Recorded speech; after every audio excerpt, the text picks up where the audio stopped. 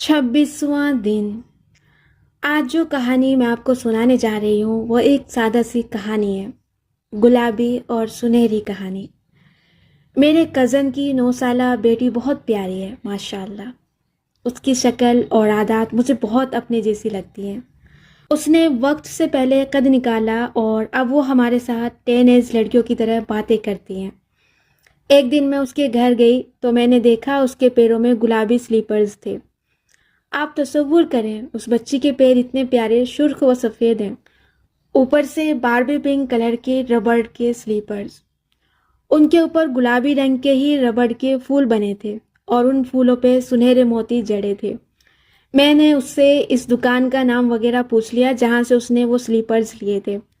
मैं अगले 2-3 माह जब भी उससे मिलती, उसके क्यूट सी स्लीपर्स देख के सोचती कि मैं भी एम्पोरियम जाके यही लेकर आऊँगी।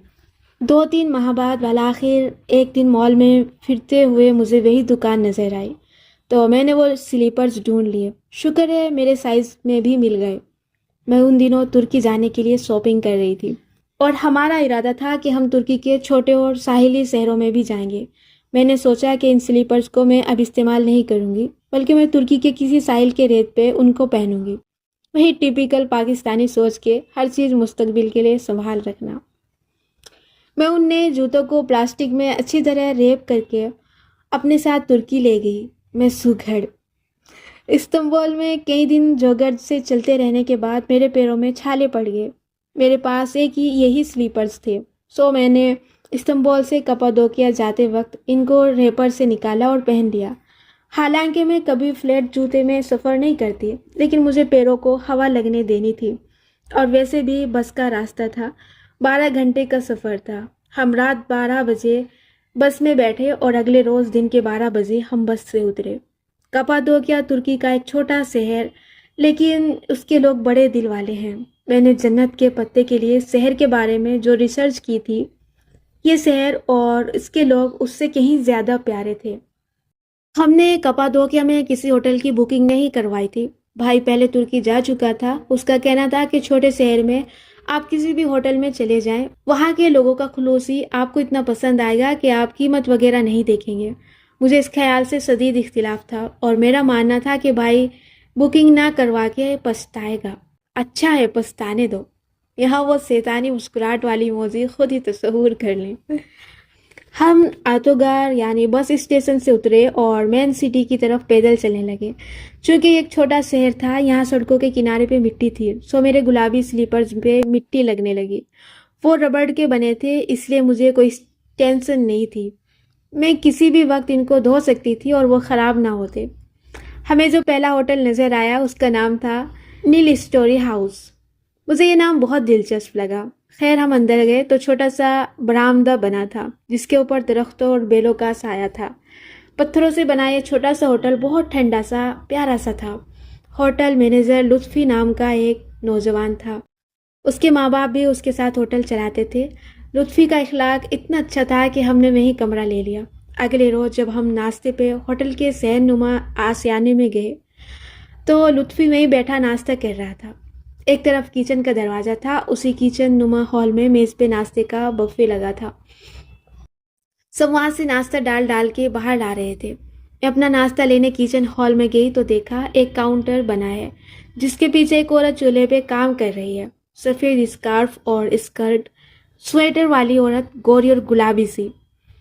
वो लुत्फ़ी की माँ थी। उसका नाम नूर आयतन था।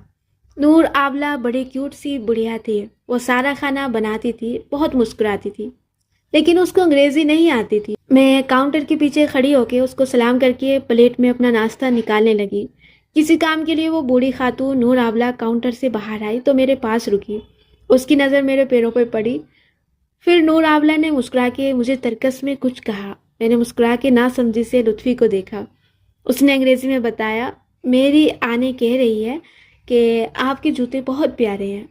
मैंने उसका शुक्रिया अदा किया। वो कहता गया, आने कह रही है इसने आज तक इतने प्यारे जूते नहीं देखे। वो इन जूतों को देख के इमेज्ड है। मैंने कहा कि पाकिस्तान से सारे जूते इतने ही प्यारे मिलते हैं और दुनिया के सबसे अच्छे स्लीपर्स हमारे मुल्क में बनते हैं। उसने कौन सा चेक कर लेना था। ہم باہر بیٹھ کے ناشتہ کرنے لگے. ہم آج کا دن یہاں تھے اور کل ہم نے چلے جانا تھا. ناشتہ کرتے ہوئے لطفی اور اس کے بابا بھی ہمارے پاس آ گئے. آپ کے ہوٹل کا نام بہت دلچسپ ہے، نیل اسٹوری. اس کا کیا مطلب ہوا؟ میں نے ناشتے کے دوران لطفی سے پوچھا. وہ سمجھانے لگا، یہ نیل ہے. این سے نورا آیتن، آئی سے میرے بابا کا نام عیسیٰ اور ایل سے لطفی. ہم تینوں کے نام کے پہلے حروف کو ملا کے بنتا ہے نیل. پھر اس نے زمین پہ بازو بچھا کے بیٹھے اپنے کتے کو دیکھ کے کہا، ہے تو یہ بھی ہمارا فیملی ممبر، لیکن اس بیچارے کا نام ہم ایڈ کرنا بھول گئے تھے. اس کتے کا نام مونچو کر کے کچھ تھا، مجھے ٹھیک سے یاد نہیں ہے. اگر آپ ٹرپ ایڈوائزر پہ کپادوکے کے نیل اسٹوری ہاؤس کو گوگل کریں تو آپ کو لطفی، نور آبلہ، عیسیٰ، آبی اور ان کے کتے کی تصاویر بھی مل جائیں گی. عموماً تصاویر میں یہ تینوں ایک ساتھ ہوٹل کے باہر کھڑے نظر آتے ہیں. میں نے دل میں سوچا کہ ان کو نہیں معلوم کہ انگریزی میں نیل زیرو کو کہتے ہیں. نیل یعنی ندارت، سفر، ہر چیز کا اختتام. اس ایک دن میں ان لوگوں کا اخلاق ہمارے ساتھ اتنا اچھا تھا کہ بس وہ ہم سے فیملی کی طرح گپے مار رہے ہیں. شام کی چائے پہ وہ ہمیں سویا کے بیج کھانے کے لیے لا کے دے رہے ہیں. گزرتے گزرتے مسکرا رہے ہیں، جوکس کر رہے ہیں. ہمیں بہت مزہ آیا. ہم نے اگلے دن کے لیے کوئی اور ہوٹل سوچا ہی نہیں، وہیں رہتے رہے. اگلی صبح ہم سیر کے لیے جانے لگے تو میں نے اپنے گلابی جوتے پہن رکھے تھے. نور آبلہ نے جاتے وقت مجھے جیپ میں بیٹھتے دیکھا تو میرے پیروں کو دیکھتے ہوئے بولی، جو گزیل، بہت خوبصورت. میں نے تشکر ادریم کہا. دل ہی دل میں نے ایک فیصلہ کر لیا تھا، اور اگر آپ مجھے جانتے ہیں تو آپ کو معلوم ہوگا کہ میں نے رات کو ہوٹل واپس آتے ہی پہلا کام کیا کرنے کا سوچا تھا. کیا مجھے بتانے کی ضرورت ہے؟ میں سیر کے دوران سوچتی رہی کہ میں یہ کروں گی ضرور، لیکن میں یہ کیسے کروں گی؟ کیا وہ اسے قبول کریں گی؟ کیا کوئی عورت کسی کا اترا ہوا جوتا لینا پسند کرتی ہے؟ میں نور آبلہ کو کسی بھی طرح سے توہین نہیں کرنا چاہتی تھی، لیکن وہ جوتے ان کو پسند آ گئے تھے. میں وہ ان کو دینا چاہتی تھی. کیسے دوں؟ کہیں وہ برا تو نہیں مان جائیں گی. اس روز ہم سیر سے واپس آئے تو میں نے ہوٹل کے قریبی مارٹ سے ٹوتھ برش اور ڈٹرجنٹ خریدا. ایک تو ترکی میں شاہ سے پیکٹ ہی نہیں ملتا تھا، 1 کلو کا پیکٹ لینا پڑا. میں ہوٹل آئی تو میں نے گلابی جوتے اتار دیے اور باتھ روم کے سنک میں پانی جمع کر کے ان کو ڈٹرجنٹ ڈال کے بھگو دیا. ان کی ساری میل گھل گئی. پھر میں نے ان کو دھویا تو وہ اوپر سے چمک گئے، لیکن تلووں پہ گرد جمی تھی. میں نے ٹوتھ برش پہ صرف لگا کے اس کو خوب رگڑا، یہاں تک کہ وہ اوپر نیچے سے ایک جیسے چمکتے ہوئے گلابی نکل آئے. میں نے ان کو سکھایا تو وہ بالکل نئے نکل آئے. پھر ایک گفٹ بیگ میں ڈالا، لیکن یہ سب کرتے ہوئے میں حزان کا شکار تھی. کیا وہ خوش ہوں گی؟ کیا وہ برا مان جائیں گی؟ میں مارکیٹ سے کوئی نئی چیز لے کر تحفے دے دیتی، لیکن ان کو یہ پسند تھے. کیا مجھے یہ دینے چاہیے؟ یہ میری اتری ہوئی جوتی ہے. جوتا عورت کے لیے لینا اور دینا دونوں بہت معنی رکھتا ہے، لیکن کیا وہ اس کو اچھا معنی لیں گے؟ میں نے بہت سے ڈائیلاگ تیار کیے. میں ان سے کہوں گی کہ ہمارے ملک میں رواج ہے کہ کسی کو کسی کا کچھ پسند آ جائے تو وہ اس کو تحفے میں دے دیا جاتا ہے، اس نے کون سا چیک کر لینا ہے، یا ایسا ہی کچھ. پھر میں دھڑکتے دل کے ساتھ وہ گفٹ بیگ لیے کچن میں چلی آئی. لطفی وہیں نور آبلہ کے ساتھ کھڑا تھا. میں نے کاؤنٹر پہ بیگ رکھا اور کہا کہ پلیز اپنی آنے کو بتاؤ، میں ان کے لیے گفٹ لائی ہوں. لطفی نے ترجمہ کر کے ماں کو بتایا. گلابی سفید چہرے والی بوڑھی خاتون بہت خوش ہوئی. وہ ترکی زبان میں کہنے لگی، شکریہ شکریہ، لیکن اس کی کیا ضرورت تھی، رسمی بات ہے. میں نے کہا کہ دیکھ تو لیں کہ میں کیا لائی ہوں. لطفی میرے ساتھ کھڑا تھا. اس نے بیگ میں جھانکا تو اس کے منہ سے نکلا، اللہ اللہ. اب کہ میں واقعی تھوڑا سا ڈر گئی. کیا میں ٹھیک کر رہی تھی؟ میں نے دھڑکتے دل کے ساتھ نور آبلہ کو بیگ تھمایا. وہ بیگ لے کر بھی تشکر تشکر کہتی رہی، مسکرا کے شکریہ کہتی رہی. اس نے ابھی تک بیگ میں نہیں جھانکا تھا. میرا دل واقعی زور زور سے دھڑکنے لگا. کیا وہ اسے پسند کریں گی، یا اس کو تھوڑی سی اداسی ہوگی کہ میں نے اسے اپنی پہنی ہوئی چیز دی؟ لطفی نے اپنی ماں کے تشکر کی گردان کو ٹوکا. آنے پہلے اندر تو دیکھو. ترکس نہ جاننے کے باوجود میں سمجھ گئی کہ وہ ایسا ہی کچھ کہہ رہا ہے. میں بہت ہی ملی جلی کیفیات میں گھری کھڑی تھی. لطفی کی ماں نے مسکرا کے سر جھکایا، بیگ کا دہانہ کھولا، اندر جھانکا. اس کو صرف گلابی رنگ کی جھلک نظر آئی ہوگی. کیونکہ جتنی جلدی میں اس نے سر اٹھایا تھا اتنی دیر میں سیکنڈ کے ہزارویں حصے میں وہ جھلک سے زیادہ نہیں دیکھ پائی ہوں گی۔ اور پھر لطفی کی ماں کا رد عمل، میں اس کو لفظوں میں بیان نہیں کر پا سکتی، میں کبھی اس کو ٹھیک سے بیان نہیں کر پاؤں گی۔ وہ ترک عورت پہلے خوشی سے اللہ اللہ بولی، سینے پہ ہاتھ رکھا، بے یقینی سے مجھے دیکھا، اور پھر وہ بچوں کی طرح اچھلی، دائیں بائیں پیر باری باری زمین پہ تیز تیز مارتی، وہ مٹھیوں میں بیگ جکڑے اچھل رہی تھی، وہ بیگ وقت ہنس رہی تھی اور وہ رو رہی تھی۔ اس نے بیگ رکھا اور مجھے زور سے گلے سے لگایا۔ میں لطفی سے کہہ رہی تھی کہ آنے کو بتائیں کہ یہ نئے جوتے ہیں، میں نے انہیں صرف 2 دفعہ پہنا ہے، میں نے ان کو صاف بھی کیا ہے، ڈس انفیکٹ کیا ہے۔ مگر لطفی کچھ بھی ترجمہ نہیں کر رہا تھا، وہ بس مسکرا کے سانے اچکا کے اپنی ماں کو دیکھ رہا تھا، کیونکہ اس کی ماں اس وقت کچھ بھی سننے کی پوزیشن میں نہیں تھی۔ وہ مجھے بار بار گلے لگا رہی تھی، وہ میرے ہاتھ چوم رہی تھی۔ اس کا چہرہ ان جوتوں سے زیادہ گلابی ہو گیا تھا، وہ اتنی خوش تھی کہ میں بیان نہیں کر سکتی۔ اس عورت نے نہیں دیکھا کہ جوتے نئے ہیں یا پرانے، اس عورت نے نہیں سوچا کہ یہ کسی کی اتران ہے، اس نے تکلف بھی نہیں کیا کہ میں یہ نہیں لے سکتی۔ وہ واقعی خوش تھی، وہ اتنی خوش تھی کہ میرے پاس وہ لمحے بیان کرنے کے لیے الفاظ نہیں ہیں۔ میں جو بہت سی وضاحتیں دینا چاہ رہی تھی، میرے سارے الفاظ ختم ہو گئے تھے۔ وہ بار بار ترکس میں کچھ کہتی تھی۔ میں نے لطفی سے پوچھا کہ وہ کیا کہتی ہیں۔ کوئی ایک فقرہ تھا جو وہ بار بار دہراتی تھی۔ میری انہیں بول رہی ہیں کہ وہ یہ چیز کبھی نہیں بھولیں گی، وہ یہ کبھی نہیں بولیں گی کہ آپ نے ان کو کتنا خوش کیا ہے، اور مجھے بھی ان کے وہ الفاظ کبھی نہیں بھولیں گے۔ تھوڑی دیر بعد نور آولا میرے لیے کچھ تحفہ اٹھا لائی۔ وہ کوئی نواردات ٹائپ کلچرل برتن تھے، ایک ان میں ٹراؤزر کی طرح کا سرخ پلازو بھی تھا۔ اس عورت کے پاس جو نئی چیز پڑی تھی اس نے وہ اٹھا دی اور میں ایک دفعہ پھر اس کی مقروض ہو گئی۔ میں نے اس وقت کپادوکیا کے اس غار نما ہوٹل کچن میں کھڑے ہو کے سوچا تھا کہ میں واپس جا کے اپنے ریڈرز کو یہ کہانی سناؤں گی، لیکن میں نے سوچا تھا کہ میں آپ کو مکمل کہانی سناؤں گی۔ جو گلابی کہانی میں نے ابھی تک آپ کو سنائی ہے یہ مکمل نہیں ہے، یہ ادھوری ہے، اس کا ایک سنہرا حصہ ابھی مسنگ ہے۔ میں نے یہ عمل کیوں کیا تھا؟ مجھے کس چیز نے اس عورت کو اپنے جوتے دینے پہ مجبور کیا تھا؟ وہ سنہرا حصہ سنانے کے لیے میں آپ کو یہ گلابی کہانی سنا رہی تھی۔ چند روز پیچھے جاتے ہیں، کپادوکیا کے سفر کو ریوائنڈ کرتے ہیں، واپس استنبول جاتے ہیں۔ میرا استنبول میں تیسرا یا چوتھا دن تھا، ہم لوگ گلاتا ٹاور جا رہے تھے۔ مجھے پورے ترکی میں جو جگہ سب سے زیادہ پسند آئی تھی وہ گلاتا ٹاور تھا، اس جگہ کا کوئی مقابلہ نہیں ہے۔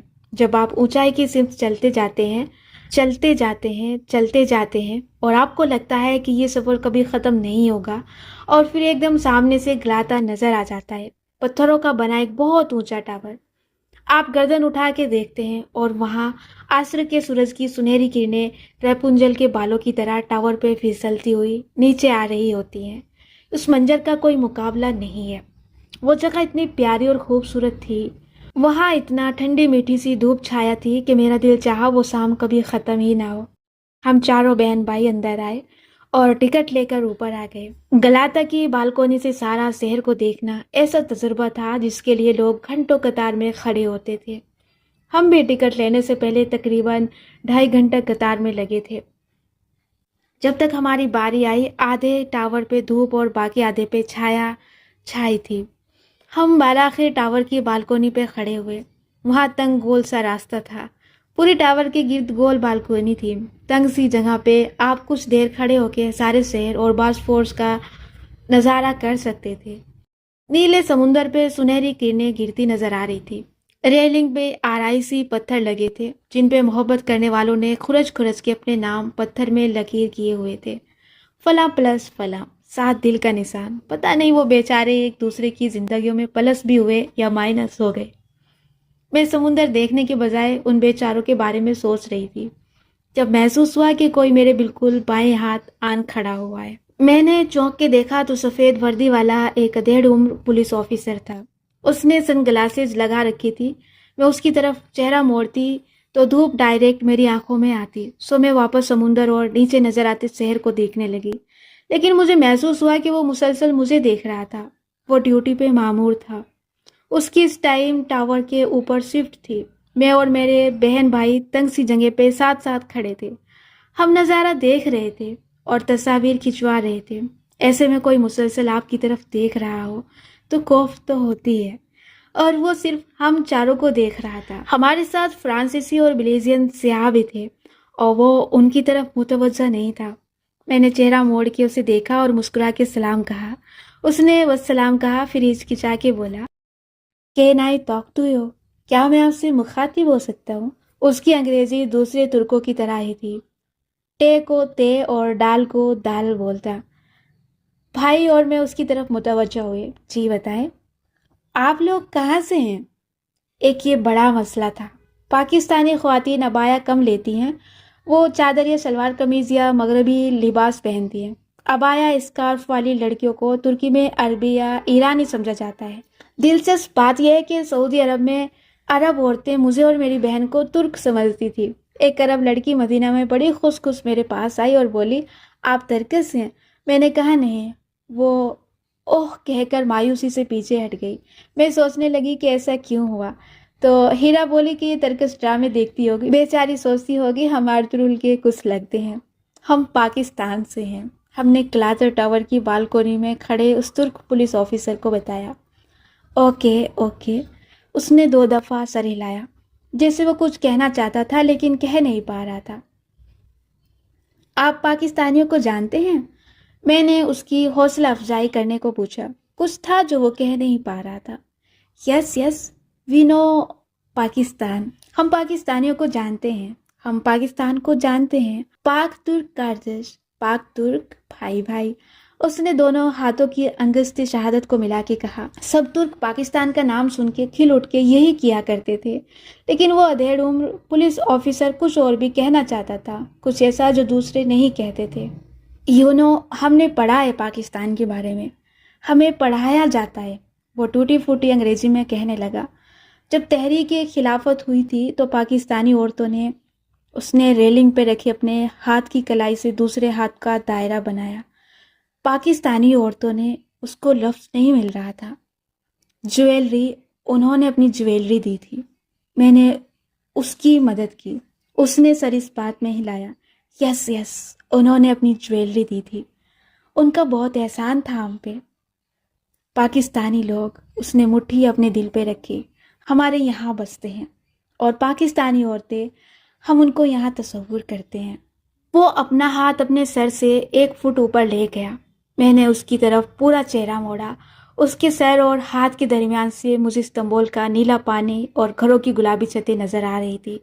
سنہری کرنیں اس 1 فٹ کے فاصلے میں سے نکل کے میری آنکھوں کو چندھیا رہی تھی. سارا استنبول چھاؤں میں تھا، صرف کلاتا پہ دھوپ تھی. اور میں نے دیکھا یہ الفاظ کہتے ہوئے اس آدمی کی آنکھوں میں آنسو تھے، گلابی سی نمی تھی. بہت شکریہ. میں اور بھائی بار بار سینے پہ ہاتھ رکھے چوک شاو بہت شکریہ کہتے رہے، لیکن ہمارا کوئی شکریہ کافی نہیں تھا. وہ آدمی ہمیں سلام کر کے مڑ گیا. اس کی شفٹ ختم ہو گئی. اسے ہمیں کچھ مزید نہیں کہنا تھا. جو اس کے دل میں تھا وہ اس کی آنکھوں کی گلابی نمی نے کہہ دیا تھا. وہاں سے جاتے ہوئے میں نے اسے ڈھونڈنا چاہا، لیکن وہ جا چکا تھا اور کوئی دوسرا ترک آفیسر اس پوسٹ پہ آ چکا تھا. اس سنہری شہ پہر میں اس آدمی نے آنکھوں میں گلابی نمی لیے ہمیں کیا دیا تھا؟ اس نے ہمیں چند الفاظ دیے تھے. ہم اس کے کون تھے؟ وہ عورتیں جنہوں نے اپنے زیور دیے تھے وہ تو پاکستانی عورتیں تھی ہی نہیں، وہ بر صغیر کی مسلمان عورتیں تھیں. تب تو پاکستان بھی نہیں بنا تھا. وہ عورتیں ہم نہیں تھی، لیکن اس کو ہمارے آباؤں کے عمل کی قدر تھی. اس کو اور اس کی قوم کو ان کے آبا نے ویلیوز، اخلاقیات اور ایتھکس سکھائے تھے. وہ اپنے ساتھ اچھا کرنے والے کو نہیں بھولتے تھے، وہ اچھائی کی قدر کرتے تھے. انہوں نے مجھے کیا دیا؟ انہوں نے مجھے چند الفاظ دیے، کسی کے دل کو خوش کرنے کے لیے، کسی کو اچھا محسوس کروانے کے لیے چند الفاظ. اس کو مہربانی کہتے ہیں، اس کو کائنڈنیس کہتے ہیں. مہربان رویہ کورونا کی طرح ہوتا ہے، یہ ایک سے دوسرے کو لگتا ہے. اس کی موجودگی میں سانس بھی لو تو نہ چاہتے ہوئے بھی یہ آپ کے اندر داخل ہو جاتا ہے. آپ کو معلوم بھی نہیں ہوتا اور آپ اس کو کسی دوسرے کو منتقل کرنے لگ جاتے ہیں. اچھی عادتیں بھی چھوت اور کورونا کی جیسی ہوتی ہیں. یہ ایک سے دوسرے میں پھیلتی ہیں۔ جب آپ میری یہ کتاب یا سیلف ہیلپ کتابیں بہت پڑھنے لگیں تو اس کا ایک منفی نتیجہ یہ نکلتا ہے کہ قاری سمجھنے لگتا ہے کہ ہمیں ہر چیز میں بس اپنے آپ کو اوپر رکھنا ہے، اپنے بارے میں پہلے سوچنا ہے، اپنے آپ سے محبت کرنی ہے، اپنی ذہنی صحت کا سوچنا ہے، اپنا آپ۔ جب آپ ایک کتاب کے ساتھ چند دن گزارتے ہیں تو آپ اس کی کچھ باتوں کا بہت اثر لے لیتے ہیں۔ ایسے میں ایک ایسا باب ڈالنا بہت ضروری تھا جو ان دونوں انتہاؤں کو بیلنس کر سکے۔ خود غرض ہونا اور خود سے محبت کرنا دو الگ الگ چیزیں ہیں۔ مفاد پرست ہونا اور اپنا خیال رکھنا دو الگ چیزیں ہیں۔ ہم ان میں کیسے فرق کریں؟ میں تو آپ کو بتا رہی ہوں کہ اپنی خوشی کو اوپر رکھو۔ پھر میں نے اس عورت کو وہ جوتے کیوں دیے جو میں نے اتنے شوق سے اپنے لیے خریدے تھے؟ میں نے آپ سے کہا کہ لوگوں کو خوش کرنے میں نہیں لگے رہنا چاہیے، تو پھر میں نے اس عورت کو خوش کیوں کرنا چاہا؟ میں نے آپ سے کہا کہ لوگوں سے ایک فاصلہ رکھیں اور اپنے دل کی بات نہ کہہ دیا کریں، مگر اس پولیس آفیسر نے تو فوراً سے کسی باؤنڈری کی پرواہ کیے بغیر اپنے دل کی بات کہہ دی۔ ایسے میں انسان کیا کرے؟ اپنی خوشی، اپنا خیال اور اپنی صحت کو مقدم رکھنے کا مطلب ہے اپنی ذمہ داری کو اوپر رکھنا اور دوسروں کی وہ ذمہ داریاں نہ اٹھاتے رہنا جو آپ کا فرض نہیں ہے اور جنہیں کرنے سے آپ ان کو صرف اور صرف اسپائل کر رہے ہیں۔ میں نے کہا کہ ہر وقت دوسروں کے کاموں میں نہ لگے رہا کریں، لیکن ماں تو ہر وقت بچوں کے کاموں میں لگی رہتی ہے۔ کیوں؟ کیونکہ وہ ماں کی ذمہ داری ہے۔ اس کے بچے کا کام اس کا اپنا کام ہے۔ اس کو اس کام کو ہر کام پہ فوقیت دینی چاہیے۔ اس کو محلے والوں یا رشتہ داروں کے کاموں کے پیچھے اپنے بچے کو اگنور نہیں کرنا چاہیے۔ لیکن اپنے بچے کے لیے بھی کیا ایسا کام ہے جو اسے نہیں کرنا چاہیے؟ اپنے بچے کا ہوم ورک خود سے کر دینا۔ یہ بچے کو اسپوائل کرے گا۔ یہ ایک مثال ہے۔ اسی طرح لوگوں کے وہ کام اپنے ذمے لے کر جو ان کی ذمہ داری تھے، ہم ان کو خراب کرتے ہیں۔ کسی کو ایسی خوشی دینا جس میں انسان خود اداس نہ ہو، جو انسان کو خود تھکا نہ دے، یہ پیپل پلیزنگ میں نہیں آتا۔ حضور صلی اللہ علیہ وسلم نے فرمایا ہے، بہترین صدقہ وہ ہے جس کے بعد بھی خوشحالی قائم رہے، یعنی دوسروں کو دے کر خود خالی ہو کر نہ بیٹھ جاؤ۔ انسان کے اپنے نفس کا بھی اس پہ حق ہے۔ ہمیں ایک واضح باؤنڈری کھینچنے کی ضرورت ہے کہ کون سی خوشی ہم کس کو دے سکتے ہیں اپنا سکون قربان کر کے، اور کون سی خوشی ہم کسی کو اپنا سکون قربان کیے بغیر دے سکتے ہیں۔ جو کام انسان کسی دوسرے کے لیے کرے اور اس میں اپنے آپ کو بھی تھکائے، لیکن اس کا مقصد اس انسان کی خوشنودی ہو تاکہ وہ انسان اس سے محبت کرے، اس سے امپریسڈ ہو، اس کو اچھا سمجھے، یہ پیپل پلیزنگ ہے۔ کیونکہ اس میں آپ کوئی کام اللہ کی رضا کے لیے نہیں کر رہے بلکہ کسی انسان کی رضا کے لیے کر رہے ہیں۔ آپ خیر کثیر کو نہیں پہنچ سکتے جب تک کہ آپ اپنی سب سے محبوب سے اللہ کے لیے قربان نہ کر دیں۔ پھر آپ کے اوپر خیر کے دروازے کھلنے لگتے ہیں اور زندگی پہ برکتیں نازل ہوتی ہیں۔ وہ محبوب چیز گلابی جوتے بھی ہو سکتے ہیں اور اپنی انا بھی۔ وہ محبوب سے روپیے پیسے بھی ہو سکتا ہے اور اپنی نیند بھی، لیکن نیت یہ ہونی چاہیے کہ اگر میں کسی کو اچھا محسوس کروا رہا ہوں تو اس لیے کہ اللہ تعالیٰ کے سامنے میرا امپریشن درست ہو۔ میرے وہ گناہ اور وہ خیانتیں جن سے صرف اللہ واقف ہے، وہ میرے اس ایک اچھے کام کی وجہ سے دھل جائیں۔ اپنے قریبی لوگوں کا خیال رکھنا اتنا ہی ضروری ہے جتنا اپنا۔ پہلے اپنا خیال رکھنا ہے اور پھر دوسروں کا۔ جیسے جہاز میں آکسیجن ماسک جب گرتے ہیں تو اصول یہ ہے کہ پہلے آپ نے خود پہننا ہے، پھر بچے کو پہنانا ہے۔ بچے کو پہلے پہنایا تو پہنانے کے عمل میں آکسیجن کی کمی سے آپ کی جان جا سکتی ہے، پھر بچے کو کون بچائے گا؟ آپ اگر اپنا خیال نہیں رکھیں گے تو دوسروں کا خیال کون رکھے گا؟ کسی کا خیال رکھنے کے لیے بھی اپنا خیال ضروری ہے۔ آج دنیا میں سب انسان کیا چاہتے ہیں؟ سب کو کامیابی چاہیے، اپنی مضبوط شخصیت چاہیے، سب کو ایک ورک شاپ سے شروع کر کے جیف بیجو کی طرح امیر بننا ہے، سب کو ایک چھوٹی سی ایپ سے مارک زکربرگ بننا ہے، سب کو دنیا میں کوئی ایسا انوکھا کام کرنا ہے جس سے وہ مشہور بھی ہوں اور کامیاب بھی۔ مہربانی ہماری دنیا سے ختم ہوتی جا رہی ہے۔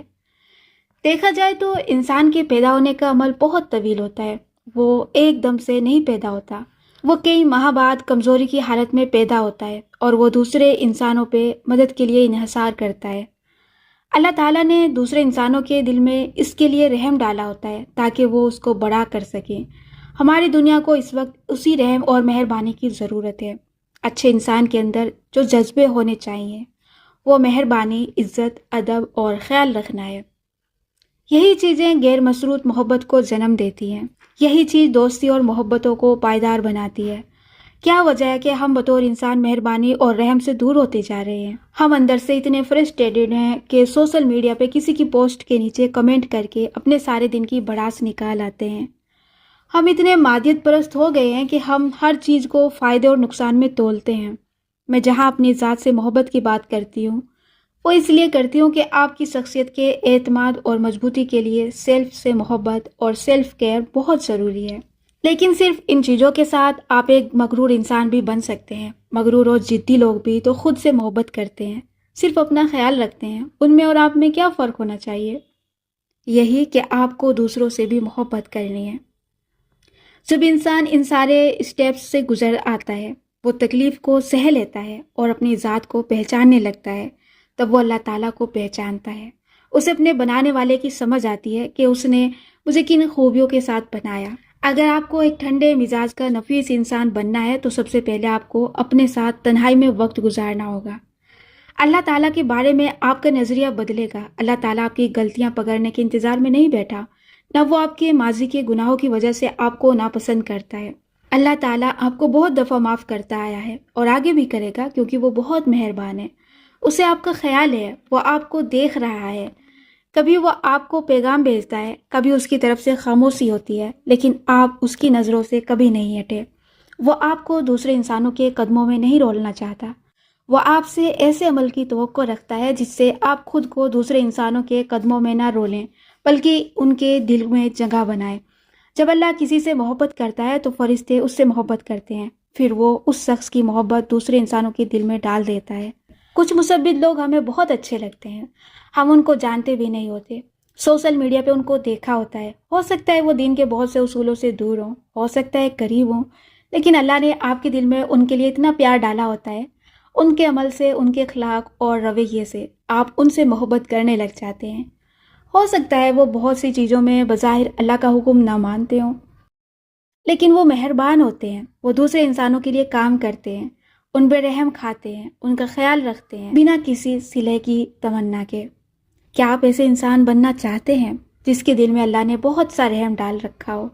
ایسا بننے کے لیے بہترین راستہ کیا ہے؟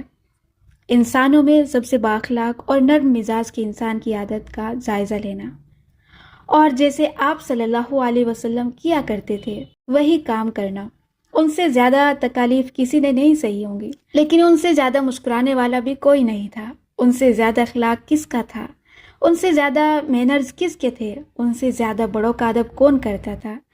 ان سے زیادہ چھوٹوں کا خیال کون رکھتا تھا؟ انس رضی اللہ تعالیٰ عنہ بہت چھوٹے تھے جب وہ رسول اللہ صلی اللہ علیہ وسلم کے پاس آئے تھے۔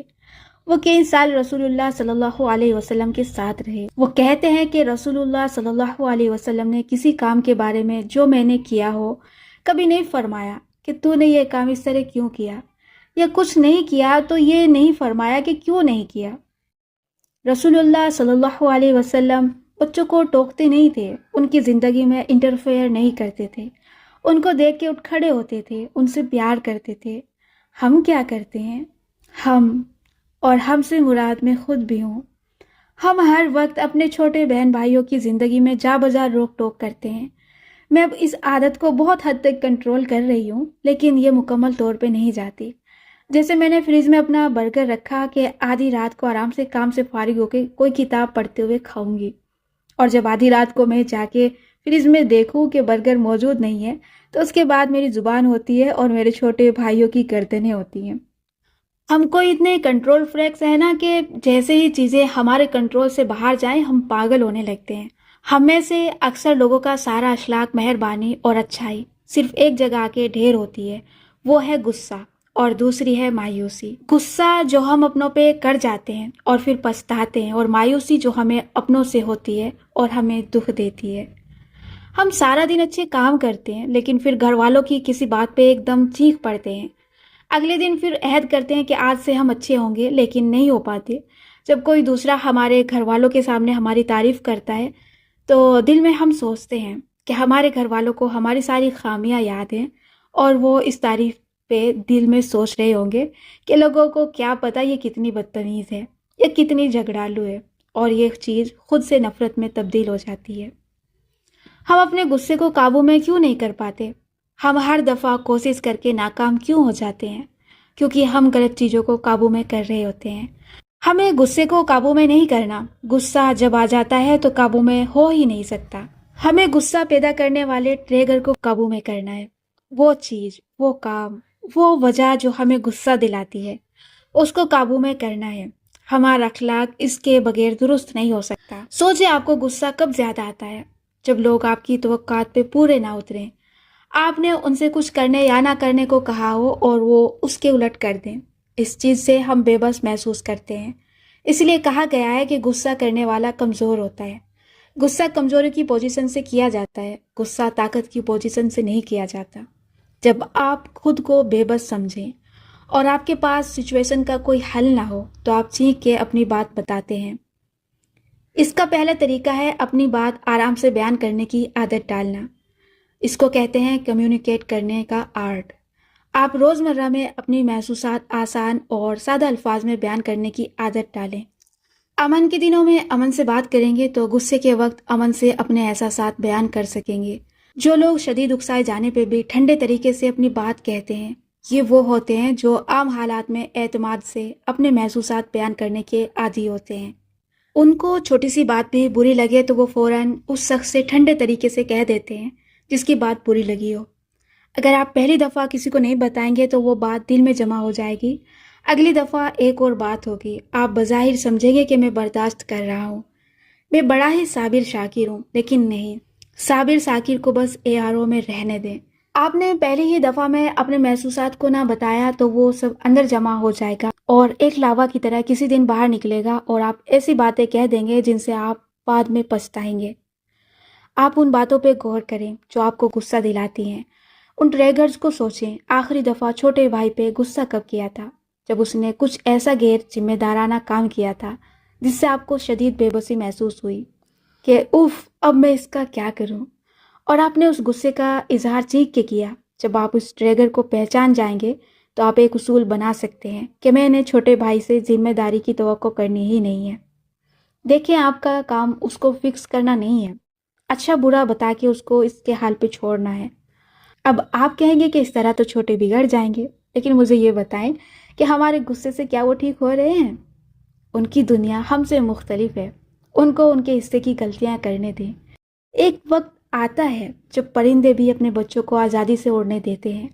ہم تو پھر انسان ہیں، چھوٹوں کو ان کی غلطی کا احساس دلانا ہے تو ٹھنڈے طریقے سے گفتگو کے ذریعے دلائیں۔ آپ کسی کو کسی کام سے اس دور میں نہیں روک سکتے، سو پہلے اپنا آکسیجن ماسک درست کریں۔ اگر چھوٹے کے ساتھ مسئلہ ہے تو مسئلہ آپ کے ساتھ بھی ہے۔ آپ کا مسئلہ ہے آپ کا غصہ۔ آپ نے فی الحال چھوٹے کی تربیت سے پہلے اپنے اینگر مینجمنٹ پہ کام کرنا ہے۔ عموماً ہمارے غصے کا ٹریگر لوگوں کا ہماری توقعات پہ پورا نہ اترنا ہوتا ہے، تو کیا کریں؟ اس کے بارے میں ایک مثال ہے کہ میں اور میرا بڑا بھائی ایک دفعہ کہیں باہر نکلے ہوئے تھے۔ بھائی نے شاپ میں کسی چیز کے بارے میں کہا کہ اس کی قیمت پوچھنا۔ میں گئی اور پوچھا تو معلوم ہوا وہ بہت ہی مہنگی تھی۔ اسے بہت غصہ آیا۔ میں واپس گئی اور کہا بھائی وہ تو اتنے 1000 کی ہے۔ بھائی نے کہا تو پھر ہم نہیں لیں گے۔ میں نے ایک دفعہ بھائی سے کہا کہ پتہ ہے فلاں جگہ کا بوفے کتنا مہنگا ہے؟ وہ بولا ٹھیک ہے، پھر ہم وہاں نہیں کھائیں گے۔ غصہ ترک کرنے کا طریقہ یہی ایٹیٹیوڈ ہے، بھئی اب میں تم سے توقع ہی نہیں کروں گا کہ تم مجھے سمجھو۔ ہمیں سب سے زیادہ غصہ کب آتا ہے؟ جب ہم لوگوں سے توقع کرتے ہیں کہ وہ ہمیں سمجھیں اور وہ ہمیں نہیں سمجھتے۔ میں نے ایک لمبے عرصے بعد کچھ لوگوں سے کچھ چیزوں کی توقع چھوڑ دی تھی۔ ان کو نہیں سمجھ آئے گا کہ میرا کام کیوں ضروری ہے یا فلاں چیز مجھے کیوں چاہیے، تو میں بیٹھ کے ان کو کیوں سمجھاؤں۔ دوسرا جذبہ مایوسی ہے جو ہمارے اخلاق مار دیتی ہے۔ کسی کے لیے کچھ اچھا کرتے ہیں اور جواب میں وہ شخص اس چیز کی قدر ہی نہیں کرتا تو ہمارا دل بہت خراب ہوتا ہے۔ ایسے میں ہم کیا کریں اور اس مایوسی سے بچیں جو ہمیں لوگوں کی طرف سے ملتی ہے؟ ہم وہ صدقہ کریں جو ہمیں خود کو محتاج نہ کرے۔ ہم کسی کے ساتھ اتنی مہربانی کریں جو ہمیں اپنے اندر کی خوشی سے کنگال نہ کر دے۔ ہم کسی کے لیے اتنی بڑی قربانی نہ دیں جس کے بعد اگر وہ ہمیں کچھ نہ لوٹائے تو ہم کنگال ہو جائیں۔ مہنگے تحفے کی جگہ قیمتی تحفے دیں، مہنگا تحفہ کنگال کر دے گا۔ لوگوں کی فیلنگز کو ریسیپروکیٹ کریں۔ ریسیپروکیٹ کا مطلب ہوتا ہے وہ جتنا آپ کے لیے محسوس کرتے ہیں ان کے ساتھ اتنی ہی بھلائی کیا کریں۔ کسی سے آپ کا فارمل تعلق ہے اور آپ اس کے لیے سونے کی انگوٹھی خرید کے لے جاتے ہیں تو یہ مہربانی یا بھلائی میں نہیں آتا، یہ چیزوں کو اوور ڈو کرنا ہوتا ہے۔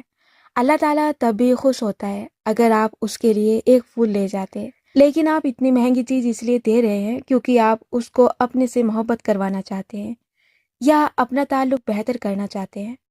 آپ اس شخص کو اپنا شکر گزار دیکھنا چاہتے ہیں۔ آپ چاہتے تھے کہ وہ آپ کا شکریہ ادا کرے، وہ آپ کا ممنون ہو، وہ آپ کے احسان تلے آ جائے۔ تحفے دینے سے محبت بڑھتی ہے، اس لیے بس تحفہ ہی دیں، خود کو محتاج کرنے والا تحفہ نہ دیں، نہ اپنے تحفے سے کسی کو خریدنے کی کوشش کریں۔ اور اس چیز کا ایک ہی حل ہے کہ تحفے، صدقے اور قربانی اللہ تعالیٰ کے لیے دی جائے۔ کیا میرا یہ کام اللہ کو خوش کرے گا؟ میں اس کو سونے کی انگوٹھی کی جگہ پھول بھی دوں تو اللہ تعالیٰ خوش ہوگا، کیونکہ میں یہ محبت سے کر رہی ہوں گی۔ اللہ تعالیٰ کو سونے کی چیز متاثر نہیں کرے گی، اللہ کو میری خالص نیت متاثر کرے گی۔ اگر افورڈ کر سکتے ہیں تو ضرور دیں سونے کی انگوٹھی، لیکن اس لیے کہ اللہ آپ کی اس عمل سے خوش ہو اور یہ چیز اس شخص کے دل کو اچھی لگے، یا کوئی ایسی قیمتی چیز دیں جو اس کے کام آئے۔ یوں اپنے تمام اعمال کو اگر آپ یہ سوچ کے کریں کہ اللہ تعالیٰ ان سے خوش ہوگا یا نہیں، تو ایک دم سے سارا معاملہ آسان ہو جاتا ہے۔ دوسرے انسان کو خوشی دے کر ظاہر سی بات ہے ہمیں خود بھی خوشی ہوتی ہے، لیکن اگر آپ کسی کو خوشی اللہ تعالیٰ کے لیے دیں تو اس خوشی کو کوئی چھین نہیں سکتا، کیونکہ صرف اللہ تعالیٰ انسان کو مایوس نہیں کرتا، وہ آپ کے دل میں ایسا سکون ڈال دیتا ہے کہ آپ کو لگتا ہے اللہ مجھ سے خوش ہے، اللہ نے مجھے معاف کر دیا ہے، وہ راضی ہے تو وہ میرے بہت سے بوجھ ہٹا دے گا، وہ راضی ہے اور میں اس سے راضی ہوں۔ میں نے اس سنہرے ٹاور پہ ملنے والے پولیس آفیسر سے کیا سیکھا کہ مہربانی کے کام کرنے کے لیے بڑے بڑے کارنامے کرنے کی ضرورت نہیں ہوتی۔ ایک اچھی بات اور کسی کو معاف کر دینا اس احسان سے اچھا ہے جس کے پیچھے اذیت ہو۔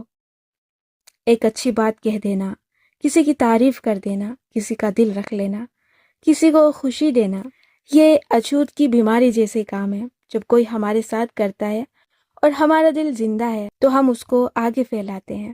اس آدمی نے اپنی باتوں سے میرا دل خرید لیا، اس نے ایک اجنبی ملک میں مجھے خوشی اور عزت دی، میں ایک دوسرے اجنبی شہر میں جا کے اسی خوشی کو ایک اجنبی عورت کی طرف لوٹانا چاہتی تھی۔ ہمیں مہربانی اور اچھائی کے یہ کام زندہ کرنے کی ضرورت ہے، ہمیں دوسروں کو اچھا محسوس کروانے کی ضرورت ہے۔ کسی کا دل اپنے الفاظ سے بڑا کر دینا، کسی سے محبت سے بات کر لینا، کسی کی اپنے الفاظ سے مدد کر دینا۔ آپ کی پہنچ میں کچھ ہے جو اس کی پہنچ میں نہیں، سو اس کو وہ لا دینا۔ یہ چھوٹی چھوٹی چیزیں مل کے اس دنیا کو رہنے کے قابل بناتی ہیں۔ آج انسان کو بڑی بڑی کامیابیاں چاہیے، بڑے بڑے عہدے۔ کسی پیر فقیر کے پاس لوگ جاتے ہیں تو کیا مانگتے ہیں؟ دنیا کی بڑی بڑی چیزیں، میرا رشتہ ہو جائے، میرا ٹرانسفر ہو جائے، باہر کا ویزا لگ جائے۔ چھوٹی چھوٹی خوشیاں ہم سب بھولتے جا رہے ہیں۔ پروفیسر ڈیوڈاور کہتا ہے ہماری اس دنیا کو مسحور اور کامیاب لوگوں کی اتنی ضرورت نہیں ہے جتنی ضرورت ہے امن قائم کرنے والوں کی، تندرست کرنے والوں کی، جوڑنے والوں کی، کہانیاں سنانے والوں کی اور محبت کرنے والوں کی۔ اس کو ان لوگوں کی ضرورت ہے جو اپنے حال میں اچھے سے رہتے ہیں، جن میں اتنی اخلاقی جرات ہو کہ وہ اس دنیا کو مزید انسان پسند اور رہنے کے قابل بنا سکیں، کیونکہ کامیابی شاید وہ نہیں ہے جسے ہم انسان کامیابی سمجھتے ہیں۔ آج کے سوالات۔ نمبر 1، آپ دوسروں سے اپنی بات کس طرح منواتے ہیں؟ غصے سے چیخ کے، طنز کر کے یا نرمی سے سمجھا کے؟ نمبر 2، آپ کو کیا چیز دوسروں پہ غصہ دلاتی ہے؟ نمبر 3، گزشتہ ایک ہفتے میں آپ کی گھر والوں سے کس کس بات پہ لڑائی ہوئی؟ ہر دفعہ جو چیز وجہ بنی بظاہر وہ مختلف ہوگی، لیکن ان تمام واقعات کو سوچ کے ان میں مشترکہ سے ڈھونڈنے کی کوشش کریں اور اپنی ڈائری میں لکھیں۔ آج کی مشق۔ غصہ عموماً 2 وجوہات کی بنا پہ آتا ہے: اپنا کنٹرول کھو دینا اور لوگوں کا آپ کی توقعات پہ پورا نہ اترنا۔ بظاہر آپ کو لگتا ہے کہ آپ کو غصہ اس لیے آیا ہے کہ کسی نے آپ کے سامنے بدتمیزی کی، یا آپ کا کہا نہیں مانا، یا چھوٹے بھائی نے آپ کی کوئی شے خراب کر دی۔ ان سب باتوں کے پیچھے یہی وجہ ہے، لوگوں پہ اپنا کنٹرول کھو دینا، لوگوں کے عمل کو قابو کرنے کی کوشش میں ناکامی، دوسروں کا آپ کی توقعات پہ پورا نہ اترنا۔ غصے کو قابو میں کرنے کا ایک طریقہ یہ بھی ہے کہ اپنے ٹریگرز کو پہچانیں، ان باتوں کی نشاندہی کریں جو آپ کو غصہ دلاتی ہیں، دوسروں کے اعمال کو کنٹرول کرنا چھوڑ دیں۔ ہر کوئی آپ کی ہر بات نہیں مان سکتا، اور ہر ایک سے توقع لگانا چھوڑ دیں کہ وہ آپ کی دی گئی ذمہ داری کو ویسے ہی پورا کرے گا جیسے آپ چاہتے ہیں۔ پہلے کی طرح اپنی ڈائری میں 4 لائن کا کالم بنا کے اپنے آج کے خیالات، جذبات کی نشاندہی، ثبوت اور اپنے لیے مثبت پیغامات تحریر کریں۔